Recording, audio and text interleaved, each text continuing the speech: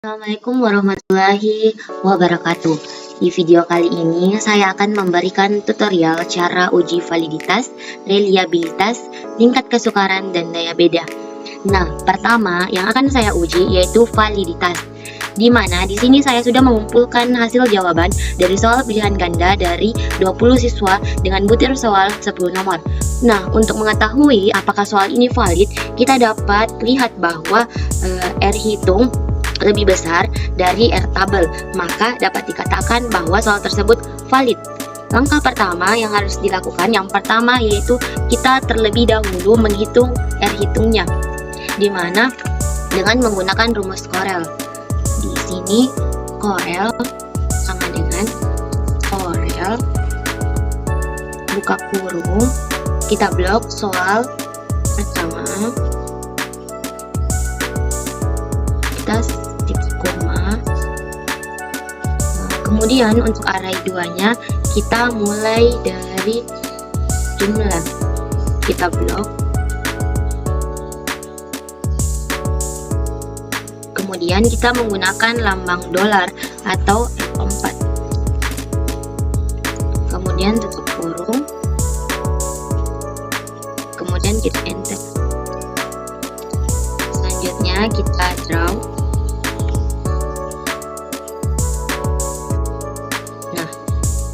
Ini hasil dari R hitung dari 10 butir soal tersebut. Untuk menghitung R tabel, kita dapat ketahui dengan melihat di sini ada tabel tingkat signifikan, di mana DF di sini sama dengan N dikurang 2.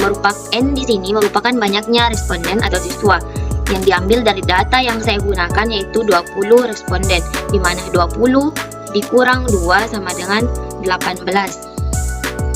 Maka di sini saya mengambil taraf signifikan 0,05.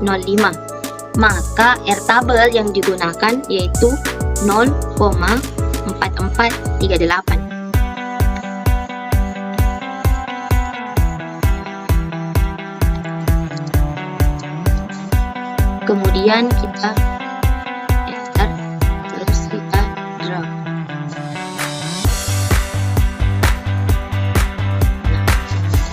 Inilah R tabelnya. Selanjutnya, untuk mengetahui apakah butir soal tersebut tergolong valid atau tidak, kita dapat menggunakan rumus sama dengan IF kurung hitung terus lebih besar dari R tabel, lalu titik koma,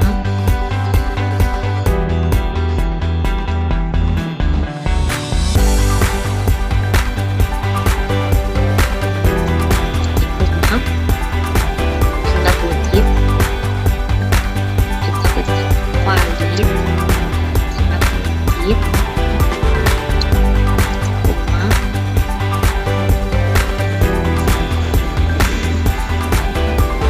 terus tanda kutip, kita valid, kutip, tutup kurung, enter. Nah, ternyata soal nomor 1 itu tergolong valid. Kemudian kita draw.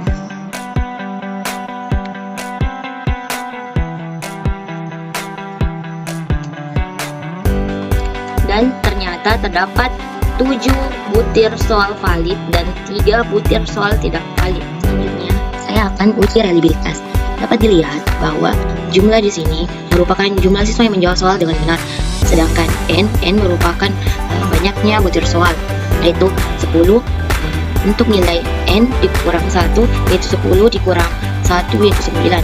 Untuk nilai P sendiri, P di sini perlu kita ketahui bahwa P adalah peluang soal jawaban yang benar dengan rumus sama dengan jumlah dibagi dengan banyaknya siswa, itu 20, lalu enter, kemudian kita draw. Oke, untuk nilai Q sendiri adalah peluang menjawab soal salah dengan rumus sama dengan 1 dikurang P, lalu kita kemudian kita draw. Untuk mencari PQ, yaitu rumusnya sama dengan P kali Q, lalu kemudian kita draw. Selanjutnya untuk mencari sigma PQ, yaitu dengan melakukan dengan rumus sama dengan sum buka kurung, kita blok P tutup kurung. Selanjutnya untuk mencari varian skor sendiri, yaitu dengan rumus sama dengan var buka kurung, kita blok jumlah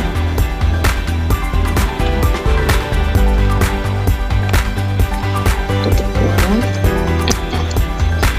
Kemudian untuk mencari KR kurang 20, yaitu dengan menggunakan rumus sama dengan buka kurung nilai n di sini dikurang nilai n dikurang 1 tutup kurung dikali buka kurung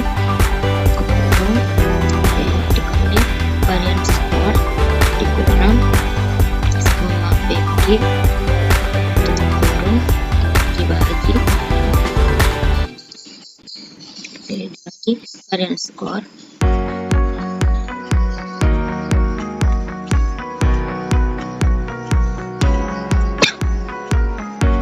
tutup kurung enter. Nah, jadi status reliabelnya itu tidak reliable karena kurang dari 0. Beralih ada kesukaran. Ketahui interpretasi tingkat kesukaran itu pada subukar, yaitu nilainya 0,00 sampai 0,30, untuk yang sedang 0,31 sampai 0,70, dan yang muda yaitu 0,71 sampai dengan 1. Untuk mencari indeks kesukarannya, yaitu kita dapat menggunakan rumus sama dengan jumlah benar dibagi dengan jumlah siswa. Kita enter. Nah, dapat dilihat bahwa indeks kesukaran pada butir nomor 1 itu tergolong sedang.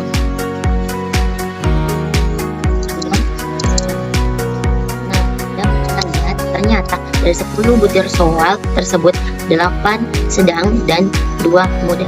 Nah, dapat yang terakhir yaitu daya beda. Untuk daya beda kita urutkan berdasarkan siswa yang perolehan terbanyak dari jawaban yang benar, lalu kita bagi menjadi 2, yaitu kelompok atas dan kelompok bawah.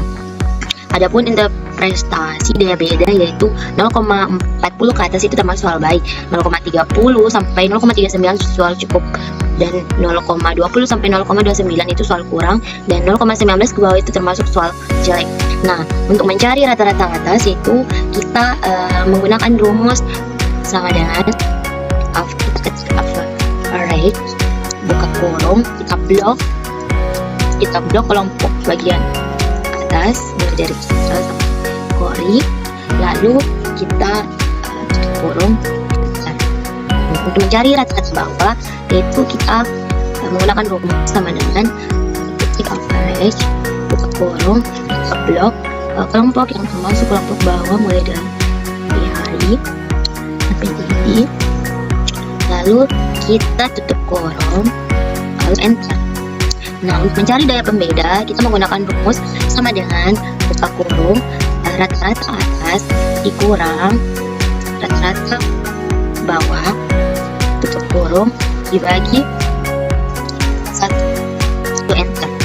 Nah, untuk keterangannya yaitu dapat dilihat bahwa soal butir 1 itu tergolong baik, soal baik.